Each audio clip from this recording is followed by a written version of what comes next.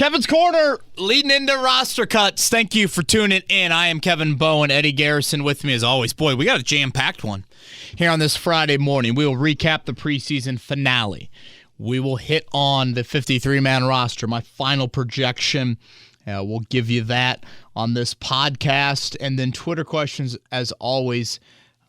Eddie, it is going to be a busy one and busy kind of 72 hours. How are you doing? I know you had a late night last night, so I appreciate you hopping in here this morning. Yeah, I felt like I should have just, set up the cot and just slept here, brought some stuff to shower, some breakfast, and then just get up and go after it again today. But no, left here about just after 2 in the morning. Went home a little bit, and now I'm back here recording the pod with you here at 10 a.m. Good news. The only primetime game of the season. So you got it out of the way. For now.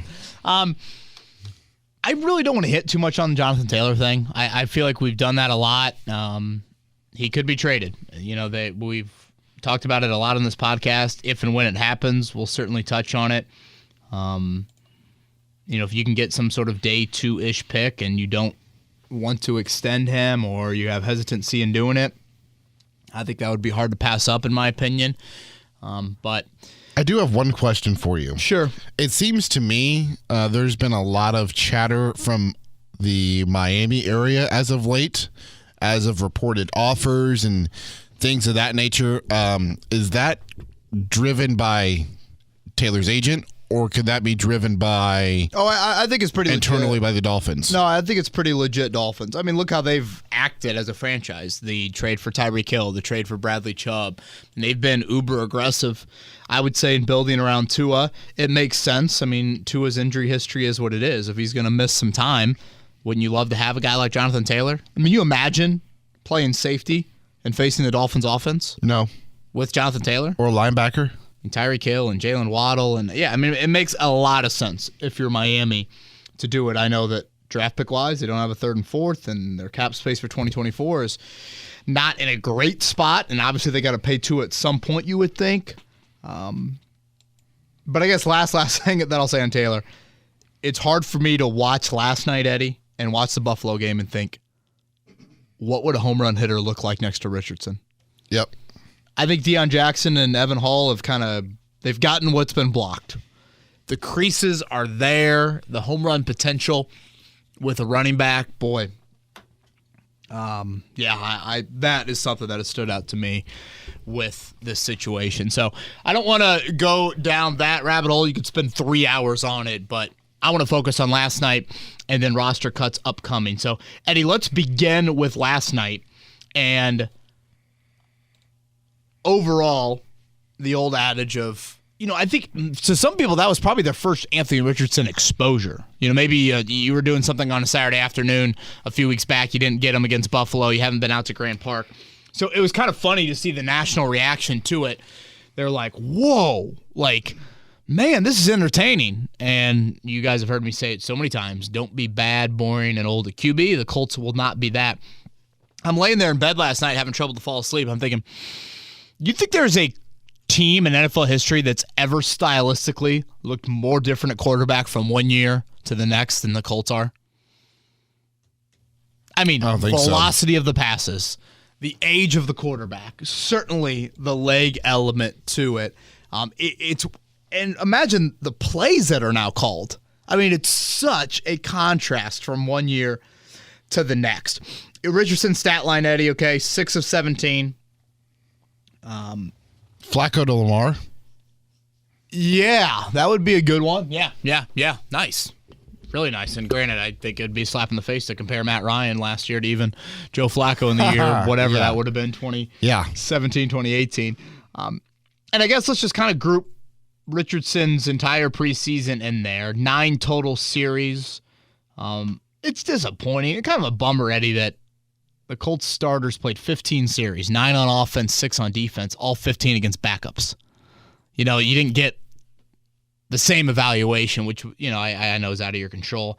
I'd say he led 4 scoring drives. Matt Gay missing that field goal to me should have been a scoring drive. So 4 out of 9 scoring drives. For the preseason, he was 13 of 29. That is 44-ish%, 153 yards, 7 carries for 45. The numbers don't tell the full story. I think that's a given. Let's focus on the numbers, though, for just a second. 44% has got to rise. If you're going to be 50 to 55%, how you offset that, Eddie, is the other key statistic to look at with quarterbacks, and that is yards per attempt. And Richardson's yards per attempt in the preseason was just over 5. That is an extremely low number. So I think if there's a couple things passing game related, the obvious is there. The 5 to 10 to 12-yard balls have got to be more on target. The velocity has got to be settled down a bit. It's always the 98-mile-per-hour fastball, or at least it often is. So he's got to clean that up. And I thought a perfect example of that, Eddie, was the opening series last night. You try the deep shot to Pierce to start the game. Yep. It doesn't hit, so now you're 2nd and 10. 2nd and 10 and 98% of NFL playbooks, or really any playbook for that matter, is get back on track. And they had a very simple throw and catch for Richardson in that moment. He doesn't complete it on 2nd and 10. Now it's 3rd and 10. Should Quentin Nelson have back-to-back penalties? Of course not. But you can't be in 3rd and 10, because when you're in 3rd and 10, the margin for error is, and I'm doing the little shrinking thing with my 2 fingers. Are you smushing my face? Smushing, yes, it together. You cannot be in 3rd and 10 because it exposes, and it, again, the margin for error shrinks majorly. You had penalties, you get behind the chains, it's a 3 and out. So I go back to the yards per attempt. If you're able to create a few of the big plays, or your rushing yards, 7 for 45, if those create some big plays, you can live with the completion percentage just north of 50. It's not ideal, but you can live with it if you create the big plays. Outside of, I think it was what? Granson what was Granson's catch in week 1? Probably 22, 23. Obviously, he had one last night that was big. You didn't create the big passing play. Pierce had the drop in week 1. But of the 29 attempts, if you're going to be 50% or somewhere around there, of the 29 attempts, you needed 2 or 3 completions north of 25 yards. I know that's a lot to ask for, but again, that's how it always offsets. If you're going to have the small completion percentage, you better have the big yard per attempt. How challenging is that, though, in preseason when you're running a lot of manila offense out there? You're not really scheming up Pierce and Pittman or Downs for these downfield type of plays. Without question. Thank you for bringing that up, because I don't want to seem like I'm overreacting to the preseason. I'm explaining what you don't want to see in the regular season, and it's obviously twofold. The Colts, I didn't think they ran really any like quick hitters, just like a little swing pass to Downs, those extended handoffs, a wide out screen, something like that could also keep you on track. And the reverse of that is, I would assume, Eddie, week 1 against Jacksonville, they just go press man across the board and they spy at Richardson. I mean, isn't that what you would do against the Colts right now? Alec Pierce, you haven't shown any ability to create separation in the NFL. You've got to be able to do that. Michael Pittman, same sort of thing. So that is what I'm guessing team's going to do against the Colts. You saw it last night, and I thought DeForest Buckner really summed it up well with Kaylee Hartung. And the first play that I'll go to is on that field goal drive, Eddie. 3rd and, let me just pull it out here. Back-to-back touchdown drives, great response, both over 50 yards after the 3 and out. You get into the second quarter there, you've got a 3rd and 11 from the Philly 28-yard line. Awful down and distance. You are also in a down and distance there where any sort of negative play now all of a sudden brings field goal attempt into a bit of question, a bit of uncertainty. 3rd and 11 from the 28. Richardson drops back, immediately he's got a linebacker in his face. Free rushers right there. If Richardson takes a sack, let's call it a 10-yard sack there, it's 4th and 21 from the 38. You're looking at a 56-yard field goal outdoors. What does he do? He spins out of it, runs out of bounds, doesn't take a hit, runs out of bounds for a gain of 5. It is now 4th and 6 from the 23. Lucas Haversick good from 41 yards.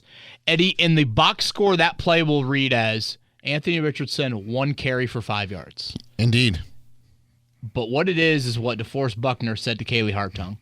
Turn a negative into a positive. The Colts have not had that with the leg element at quarterback in quite some time. And those are the plays with Richardson that tell more of the story than 44% or 5.2 yards per attempt. Because right there, he just saved that football team 3 points. And in a league where it's defined by parity, that's massive. And this is the major reason why I've said for years, you've got to find a leg element at quarterback. It doesn't have to be Lamar Jackson. It doesn't have to be Richardson looking as impressive as that play looked. It can just be a subtle, hey, I'm able to kind of slide with my athleticism a little left to right, and now I've created a new throwing window, and boom, I can deliver that ball. I mean, hell, there were moments from the Eagles where their quarterbacks saw some running lanes early on, and they made an extra play or two. Those are the things you have to have at that position. I know our listeners probably get tired of it, but again, creator, not a passer. And Richardson is a creator. Yes, he has to improve as a passer, but he is a creator as well. So that is the play that just stood out to me so much. A couple other things to note from last night, Richardson related, Eddie, and feel free to chime in. I thought the best throws of the night, I know the Granson one was a beautiful ball. Oh, yeah. The two balls that I really liked in back-to-back moments was after the opening drive, your first touchdown drive, you opened up that drive with an in-rhythm throw to Michael Pittman for 13. Richardson scrambles on the next play for 6, and then the third play of that drive, 23 yards in stride to a rumbling Drew Ogletree. It was nice to see him on the field. Ogletree, definitely. Yeah. On target, in stride. When Anthony Richardson is throwing balls over the middle, they are not very often on target, and they're not very often in stride. Those were catchable, very catchable balls where those guys did not have to react too much out of their catch radius. And those are two big dudes. Mm-hmm. And you were able to let them do something. So right there, those two plays, boom, 13-23, that's 36 yards in balls where we've seen him airmail often, or we see him, again, have too much of a fastball there. So those really stood out to me because, again, that accuracy from the 5 to 10 yards, still in work in progress. He did throw a really nice ball to Josh Downs there late. That he dropped, right? That Downs dropped. But those stood out to me.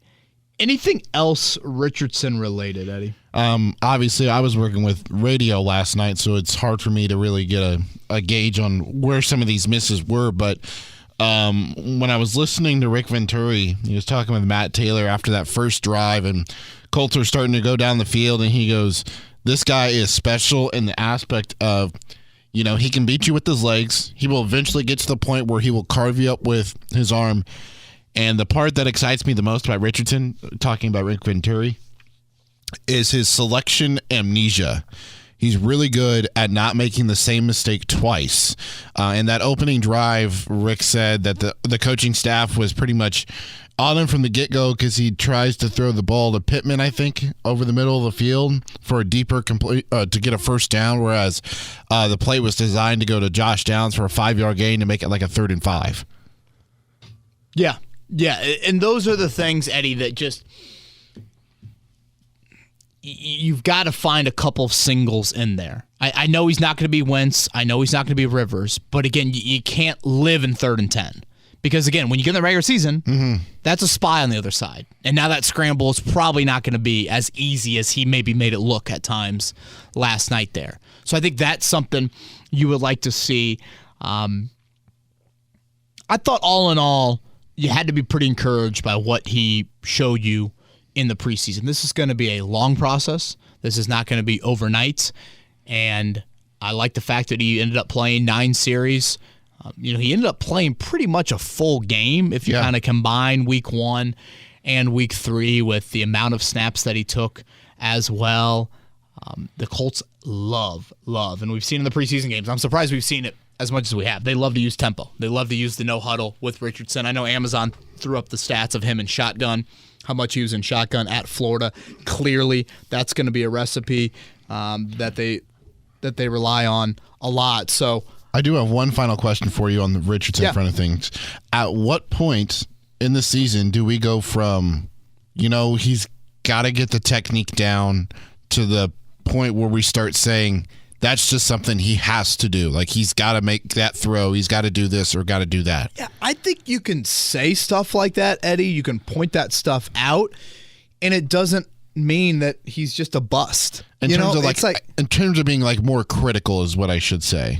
Yeah, I think it ramps up as the year moves along, but I mean, again, this is the unicorn like no other that the NFL has ever seen.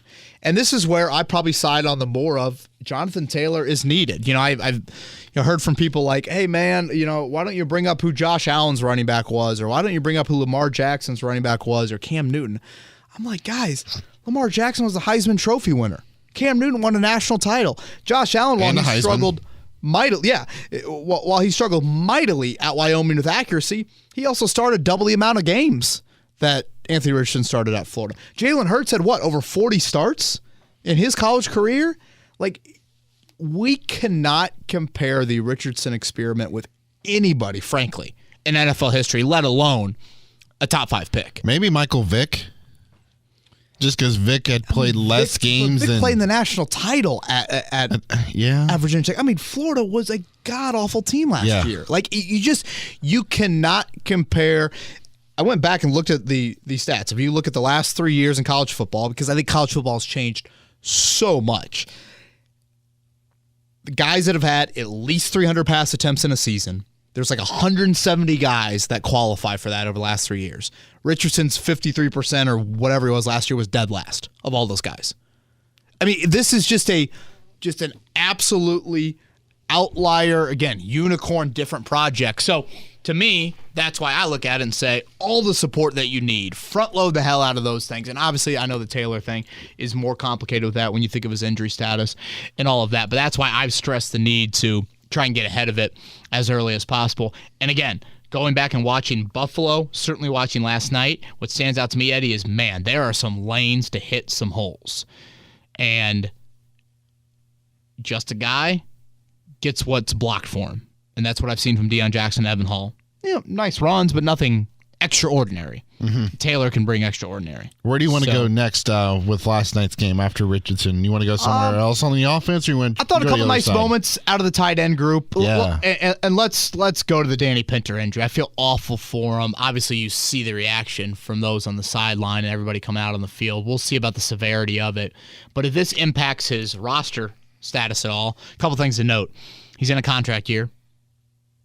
So we'll see what happens there. But, Eddie, if you're making 6, 7, 8 on your O-line right now, let's say Pinter's going to miss time, I would have in some order Carter O'Donnell, Blake Freeland, Arlington Hambright. O'Donnell's played as many snaps in the NFL as you. Arlington Hambright is a 7th-round pick that hasn't played an offensive snap since 2020, and Blake Freeland has played as many snaps as you. Not a big Dan Skipper guy? Skipper to me, I'd probably put in that 9 slot. Could make it as a backup tackle. That's probably where I would go, though, in terms of slotting him. I think they look at Freeland as a tackle above him, and maybe even Hambright as a tackle above him. So that Pinter thing obviously could be a huge. Part of me, I know hindsight's 2020, but when I saw him snap into Minshew throughout the second half, I was kind of like, really? Didn't he just play the whole first half? I kind of viewed him as like, if he's number 6, it's kind of important. Just put Wesley French or Dakota Shepley in the game. But again, obviously hindsight 2020 on that. Offense, again, the tight ends, Granson, Ogletree, Mallory, I thought all 3 of them did some nice things. Starting defense-wise, by no means was it poor this preseason out of that group. But and feel free to disagree, Eddie. I expected a little bit more out of the defense. Indeed. 6 starters for the series. 6 starters and the 6 starting series this preseason for the first unit, all against, of course, backups. You gave up scores on 4 of those 6 drives. That obviously is a poor number. Now, you had a drive start on what? Your own 23 last night? Was that the opening kickoff? And then Buffalo, the Richardson interception started on the 13. So obviously you're thrown into very bad situations there. But both of them led to touchdowns. Both of them led to touchdowns. So sudden change. 3rd down conversions, multiple ones last night on that first series by Mariota. So I would have liked to have seen a little bit more, particularly out of that D-line from a playmaking standpoint. in the pass rush. I thought they were good against the run, pretty stout, but I wanted to see a little bit more. I mean, you're facing backup offensive linemen. Look at the Colts backup offensive linemen. I mean, you're facing backup linemen. I would like to have seen a little bit more out of that group. Cornerbacks, and I know injuries have played into this, Eddie, but just what a disappointment. Juju Brents and Darius Rush. And it's so much health, but just what a massive disappointment in their inability to be on the field. And again, it's injury more than performance. I want to stress that. But, man, when they were drafted, you talk about golden opportunities, and I don't know if Dallas Flowers and Darrell Baker Jr. ever left their starting job this offseason. I thought mostly good. Couple iffy moments last night from those two, but I thought mostly good from Flowers and Baker Jr. Again, granted, they were going up against a guy wearing number 38 as a wide receiver and Deion Kane or whatever number he was. So, yeah, anything else starting defense-wise? I mean, hell, Baker Jr. and what's his name? They're gonna start. Yeah, Stewart again flying all over the field. It's hard not to notice him. At one point, Al Michaels was like, I know you can't tell, but trust me, his name's Stewart. I know the hair covers the old nameplate on that, but yeah, I got him as a roster lock. Anything else, Eddie? Starting performance, reaction from last night? Do you find it odd that they gave Matt Gay the day off or the game off? That made no sense to me. 0 cents. I mean, yeah, I was like, what? Like, is Lucas Haversick going to be on your practice squad? Again? Yeah, that one I did not understand. Colts covered easily, right? 4.5, 3.5, something like that? I thought it closed at like 5 or 6. But even still, they covered. They did. Should we get into roster cuts? Yes. Okay, Eddie, let's go. How do you want to do this? Should we go position by position? Yeah, let's go position by position. We'll start with the biggest position on the football team, that is kicker. I'm just kidding. We'll start with quarterback. So there are 3 right now: Sam Ehlinger, Gardner Minshew, and Anthony Richardson. And you have all 3 of them making your 53-man roster prediction. Yeah, again, I don't know. Maybe Ehlinger isn't Shane Steichen's cup of tea, but just kind of makes sense to keep him around. You've got that extra quarterback rule here in 2023. Would anyone pick him up if he was waived? I don't think so. Would they? I don't know. Frank I don't Reich? know. The whole extra third quarterback thing is Frank one Reich? to like. Yeah, I'd have to look at Carolina's depth chart. I mean, obviously you've got Colts connections all around the league now with 4 of the 32 coaches coming from that previous regime. It is kind of weird to think they've went a whole offseason and they never signed a 4th quarterback. I can't recall the last time they never had a 4th in here. So, yeah, I'm going to keep all 3 of them. Okay. Moving to running backs, there's 7 right now. You have the Colts carrying 4 on their 53. 1 rookie in Evan Hull, Deion Jackson, Zach Moss, and there should be an asterisk next to this one, Jonathan Taylor. Yeah, obviously the Taylor thing, there's a deadline of him on the physically unable to perform list, Tuesday at 4. So if he stays on that list, he's missing at least 4 games, and now you've got a whole different side to this saga. If he does stay on PUP, does this list change? Or is there a different guy that you have getting cut in Kenyon Drake, Jake Funk, or Jason Huntley making the roster? Probably not. I mean, obviously the Zach Moss health would be the question you would have here. Could he be ready in week 1? That remains to be a question. I think running back is a definite waiver wire position, and then I would try to put one of these guys on the practice squad. Drake, Funk, Huntley. I don't know if you look at any of the 3 and think they have to be on the team. Like, if you were going to play week 1 tomorrow, wouldn't it just be Hall and Jackson for the whole game? And I guess maybe Kenyon Drake. But, I mean, Hall and Jackson, I think, are definitely above those 2. So I think that 4 makes sense. Obviously, the Taylor thing is the biggest unknown on that. But this is where pass catcher that quarterback, running back seems relatively easy to me. The rest of the positions is where I just go, oh boy, here we go. Yep. Starting with wide receiver. Currently, there are 13 players on the 90-man roster. Correct. Yep. And you have that number being cut down to 5. You've got Josh Downs, Isaiah McKenzie, Alec Pierce, Michael Pittman Jr., and Juwan Winfrey making the roster out of the wide receiver group. Yeah, I went with Winfrey as the 5th. He got in there pretty early last night. He's got special teams histories, been in the league for a handful of years. This is probably throw a dart at a board. I don't want to act like there's great intel. Winfrey's going to make it. I mean, you could talk yourself into Amari Rodgers and Perriman. And Strawn did not play last night, Eddie. I don't, obviously they were in Philly on Tuesday for that joint practice. I don't think I saw his name mentioned as participating in that joint practice. So I'm thinking, is he still hurt from the injured one-on-one rep that, hell, I tweeted out a video of it dating back to the Bears joint practice? He kind of looked like he pulled like groin or hip or something like that. I kind of go back to that and think, is he banged up? And again, Strawn just doesn't sniff a special teams presence for you. So I don't think he'd be claimed. You can throw him on the practice squad if you want. James Washington is another name I've thought about here. So I really have no idea, but I'll go with Winfrey to round out 5. But I think 5 more than 6, and the reason for that is how many tight ends that I'm keeping. Yeah, be interesting to see if that's a position they address in the waiver wire as well, depending on who gets cut. And one thing I want to mention here, I texted you last night after it happened when Pittman came off the field for, those 2 plays during the first half? Yeah. It was Brashad Perriman. Pittman's so crazy to even go back in the game. Again, you saw right? Last night the USC pretty boy, nowhere to be found. Yeah, but it was Brashad Perriman. Did you see him going after yeah. that fumble? I mean, it looked like it was his firstborn he was trying to get back on the ball. I'm like, dude, it's a preseason, not even your ball. Or, you weren't even the one that fumbled it. I'm like, I thought it was incomplete when I first saw it.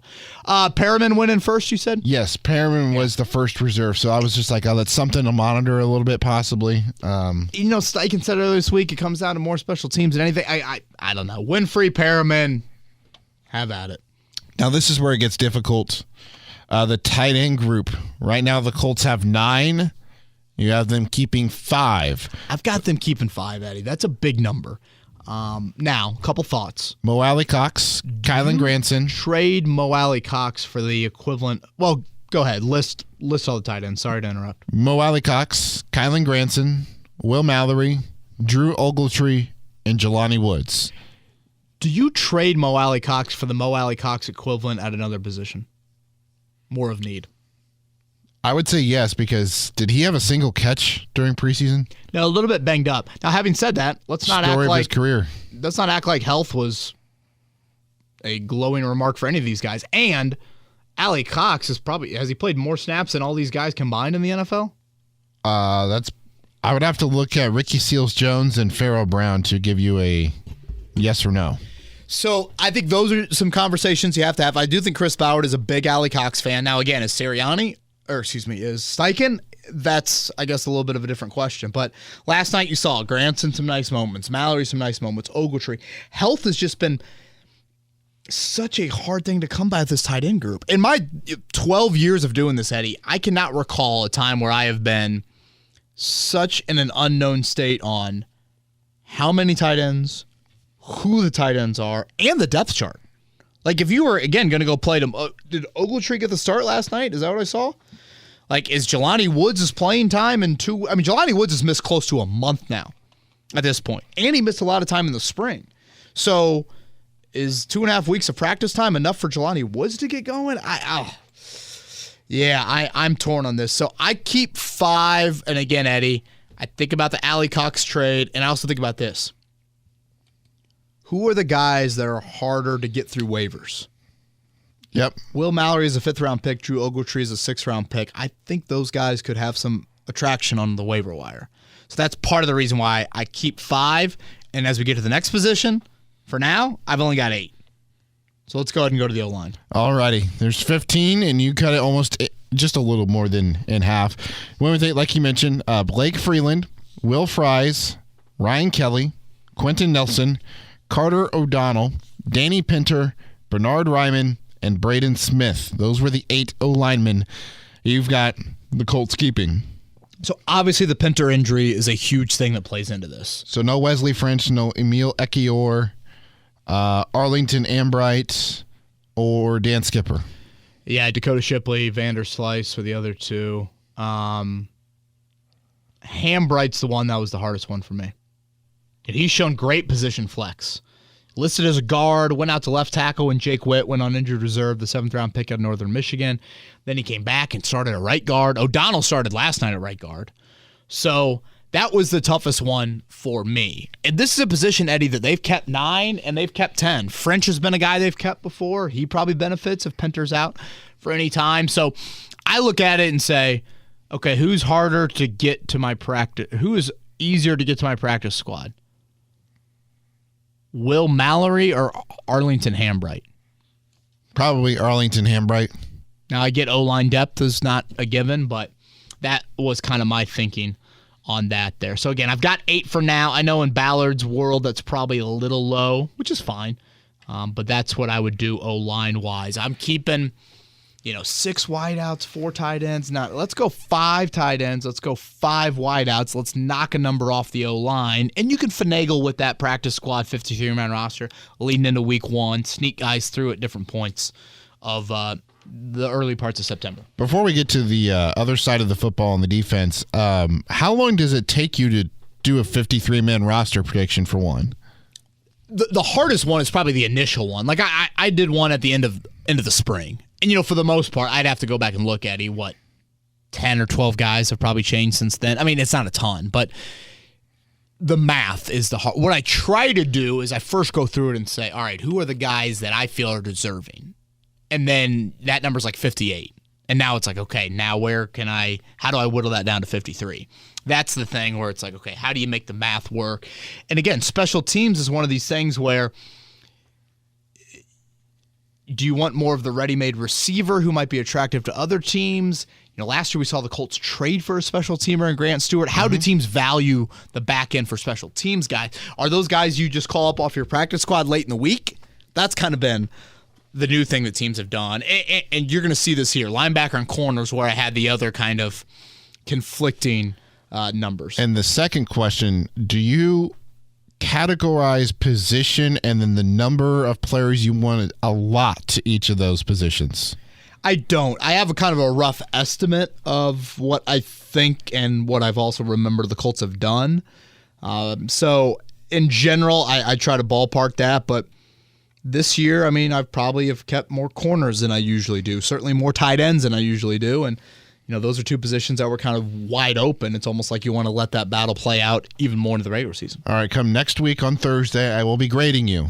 We will see how well Kevin Bowen did with his 53-man roster prediction. All right, now moving over to the defensive side of the football, starting up front along the defensive line, you've got the Colts cutting 5 guys, meaning they're going to keep 9 of the 14 that they played at some point during the preseason.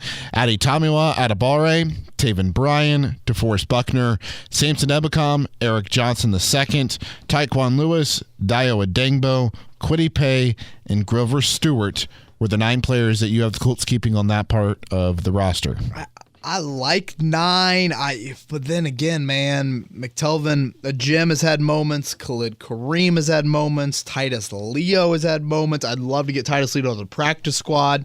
I'm sure he can make it there, though. Yeah, I thought that's kind of why I did cut him. And then Khalid Kareem had a couple moments last night, and I got a soft spot for the Notre Dame product. So this is one, Eddie, I don't feel great about. Taven Bryan, does he have a spot?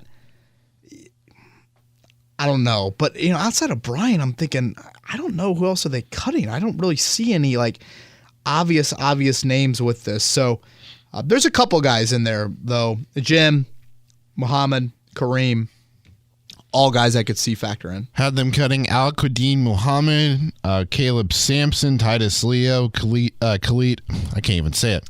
It goes Khalid, but whatever. Khalid Kareem, McTelvin Agim. The Al-Quadin Muhammad one surprised me just a little bit, but again, Eddie, okay, are you keeping 10 then? Are you cutting Bryan? Yeah, I don't know. That would probably be the first name I would let go. And the D-line guys, it's like, do they help you out on special teams? Now, last night, did you see the guy who missed the tackle on the big kick return to start the game? I can't remember. Adetomiwa Adebawore. Yeah, I was about to mention him because during the fifth quarter huddle, the first defensive tackle to be running down on kickoffs. He got down there so quick. He ran 4 in the 40, remember? Yeah. During the fifth quarter huddle last night with Bill Brooks and Greg Rakestraw, they were talking about him and how kind of disappointed they were just because the lack of like splash plays that he made. Yeah, you haven't seen a ton of flash yet. Yeah. But so could that be a guy that's... You're not cutting a 4th-round pick. At least I don't think you would. Well, didn't Ballard cut... Yeah, he cut Banner, but that was for a lot off-the-field stuff. Correct, but just, something to monitor, I guess. Moving to linebackers, you've got the Colts keeping 6 of the 9 that are currently on the roster. JoJo Doman, Zaire Franklin, Shaq Leonard, Segun Olubi, EJ Speed, and Grant Stewart. So you're cutting Liam Anderson, Cameron McGrone, and Donovan Mutin. Do they have room for a 7th? Is it Mutin or Mutton? I'd probably go Mutin. McGrone's the LC product. Liam Anderson's had some moments in camp, just not been able to stay healthy. Doman is one that I'm like, is he a lock? Is he not? Do you cut Doman and keep a 7th corner? That was a conflicting thing I had. I think Olubi has shown enough. He's kind of a crazy dude. Need one of those. And you like that on special teams. Stewart looks to be the 4th linebacker. Shaq looks to be ready. Obviously, we'll see about the concussion and all that. But yeah, I'm going to go with 6 for now and trust Doman as a special teamer, but that's not one I'm writing in Sharpie. Now moving to cornerback, obviously the probably 2nd position that we've monitored the closest leading up to the start of the regular season. Darrell Baker Jr., Juju Brents, Dallas Flowers, Jalen Jones, Kenny Moore II, and Darius Rush are the 6 cornerbacks that you have making the 53-man roster, meaning Tony Brown, Chris Lamons, Isaac Taylor Stewart, and Kevin Tolliver II are all looking for a new team. I think 6 is obvious. Yes. The big 3, the 3 you're going to start in the nickel package, Kenny Moore, Dallas Flowers, Darrell Baker Jr., and then your 3 draft picks. And in order, if you're playing tomorrow, Jalen Jones is playing above Juju Brents and Darius. I really like what I see from Jalen Jones. He had a really nice special teams rep as a gunner last night. And against the Bears. Yeah. He's got 2 big special team reps. I watched Jalen Jones, I'm like, you're telling me a 5-star recruit out of high school, played in the SEC, and is at 6'2", fell to the 7th round? And it's not like he had, glaring... his 40 wasn't great, but it's not like there was, a major injury history, all that. I don't know. So, that, I think, is something that I am watching for. Just, do they have a 7th? Is Tony Brown the 7th as a special teamer and kind of a backup nickel there? But for now, I'm going to go with 6. But again, this and linebacker was one of those that I kind of went back and forth on of could the numbers be 1 more at this spot, corner, and 1 less at the other spot, which would be linebacker? Final position in terms of offense and defense is the safety position. You've got him keeping 4 of the 8. Julian Blackman, Nick Cross, Trevor Denbo, Rodney Thomas II. I think this one was pretty easy. Yeah, I didn't, and feel free to push back, Eddie. I didn't have too much issue with this one. Obviously, you got the top 3 with Blackman, Thomas, and Cross, and then Denbo, I think, has earned a spot, certainly on special teams as well. Did Marcel Dabo play at all during preseason? He did. He definitely played in that Bears game. I'm trying to look at it. Yeah, he played last night. I'd have to look up how many snaps, but yeah, he was in the lineup. They did sit several guys. A lot of wideouts didn't play. Tyler Adams, Cody Case, Vincent Smith, Strawn. Again, Strawn could be injury related. So Eddie, I would say the things for me that I struggle with. Obviously, that 5th wideout spot. How many wideouts, tight ends, offensive linemen? What's easier to make it through the practice squad? The Danny Pinter injury, going to have ramifications to it. D-line, that final spot. Is it Taven Bryan? Is it Muhammad? Is it Kareem? I know they all don't necessarily play the same position. And then, linebacker corner. I kind of went back and forth on that. Waiver wire to watch on Tuesday, Eddie. 4th in the waiver wire. Again, so that means whatever. The Chicago Bears cut their 6th wideout, and who are the teams above you? I guess it would be Chicago 1, Houston 2, Arizona 3, and then the Colts 4. They claimed 5 in 2017. I could see a big number again this year. The positions that I'd be looking at, running back, wideout, O-line, corner, safety. Those are the ones I'd be looking at. And obviously when you're that high, Eddie, you might have a draft pick that gets cut that you had ranked 162 on your board, and you might just want to bring into your building. That might be of a position of not obvious need. So obviously you watch that, Kenny Moore, Pierre Desir, Jack Doyle, and you have found some big notable names in the waiver claims. So keep an eye on that. Keep an eye on trades. We've seen the Colts be active with trades in this kind of 72-hour period before. Grant Stewart, Matt Pryor, Daryl Daniels. I'm trying to think of who else. I think that covers it all. Anything else roster cut-wise, Eddie, before we do a few Twitter questions? The specialists, we didn't get those in, so we got to include those in the 53. Yeah. Sorry, Lucas Haversick. You're going to get the scissors here. Yep. So Luke Rhodes will be the long snapper, Rigoberto Sanchez the punter, and Matt Gay will be the kicker. Boom. At least we think. There is your 53. Next week, our pod will be, before we get to Twitter questions, our pod will be either late Wednesday or Thursday during our normal kind of late morning time after our morning show. Chris Bauer's going to meet the media next Wednesday, time unknown. So want to hear from Ballard / I want to get through waiver claims. You know, Eddie, how many times do you have a 53-man roster and then you start making moves of guys and you know, really that first 24, 36-hour period after roster cuts, I still think is kind of a part of it. So I like to let that play out before we come back with the pod. Time for Twitter questions. Let's do it. Or X questions. Oh, stick with Twitter, man. Come on. Forever and always? But I'm going to be stubborn. I'm getting older. A dad of 2. Get off my lawn. My lawn's so ugly. Yeah, I feel you, man. Mine's getting a little long. Need to cut it. Cameron is up first. Wow. AR's mobility impacts every level of the offense. Finally have a super weapon. Obviously, Anthony Richardson needs to learn to take 5 miles per hour off some of these throws, but is some of this on the receivers? They were rockets, but Downs lost one right off the hands. I think it's fair to call the Downs one a flat-out drop.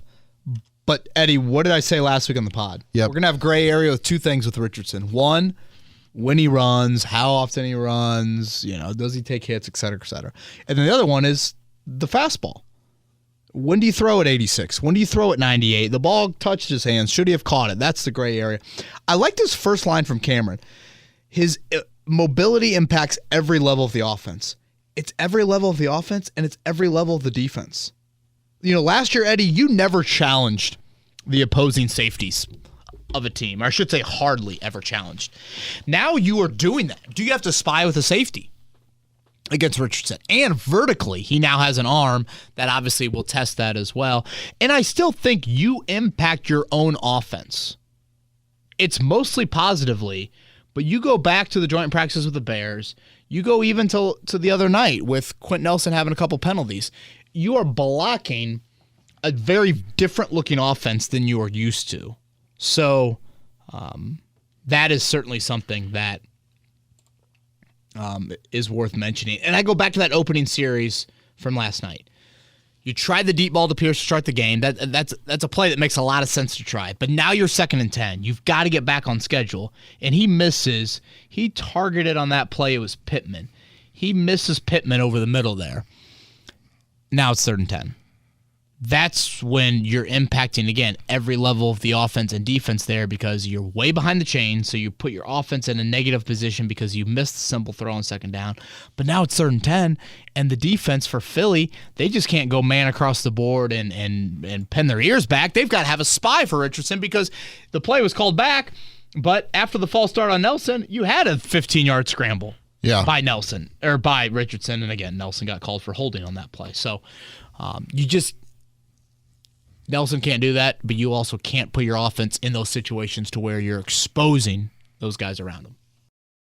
Brian is up next. Only 4 Twitter questions in total today. Something that really isn't talked about is Jonathan Taylor playing for a rebuild team. Would him going to a real contender be incentive? Also, there have been many players that have wanted out. Phillip Rivers, Andrew Luck, Stephon Gilmore, and DeForest Buckner, although he denies that.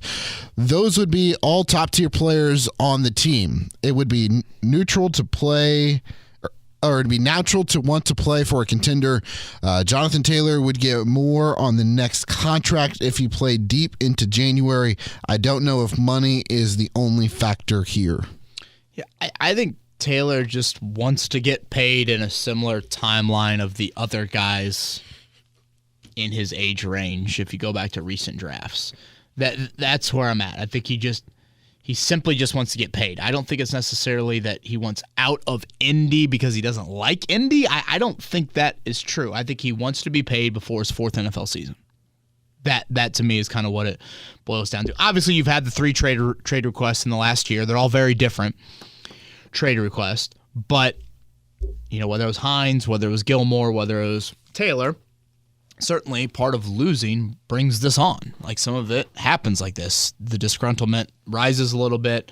You can swallow your pride a little bit when you're winning if your role isn't necessarily that. And it's just kind of it is a sad state of a franchise of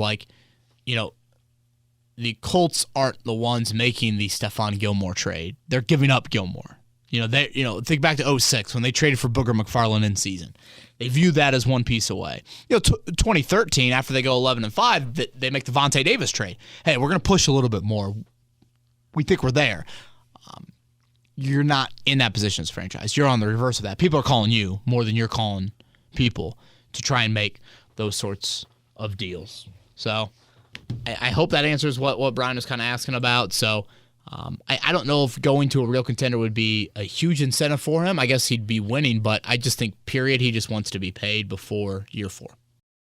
Jeff wants to know, why do teams continue to do joint practices? It seems like most of them end in fights, and both Colts joint practices ended early this year due to fights. Love the pod.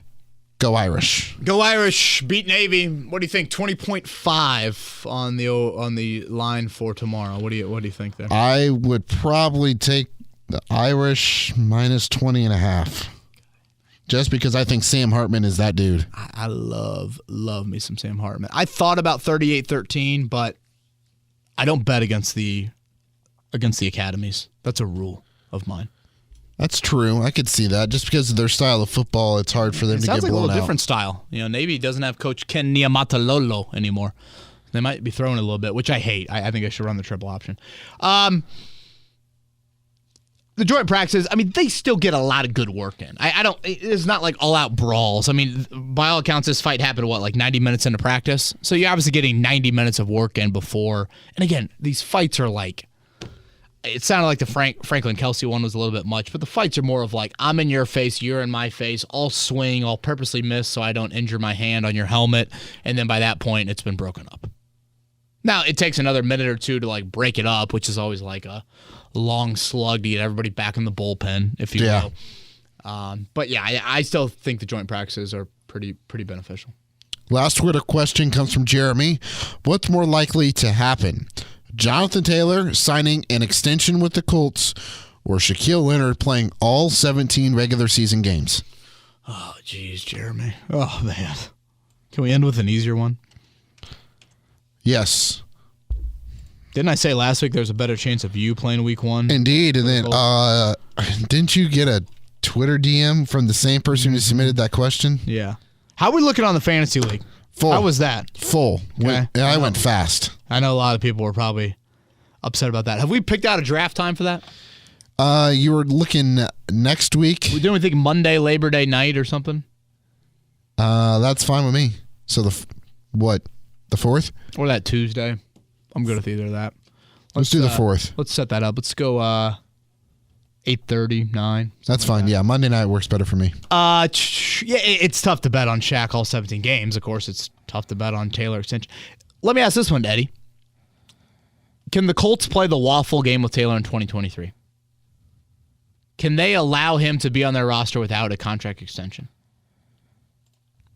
Would Taylor do that, A? And again, now we're getting into, is he going to sit out? Is it going to cost him money? All of that. There's a lot of layers to it. But do you have to do something with him? Either trade him or extend him?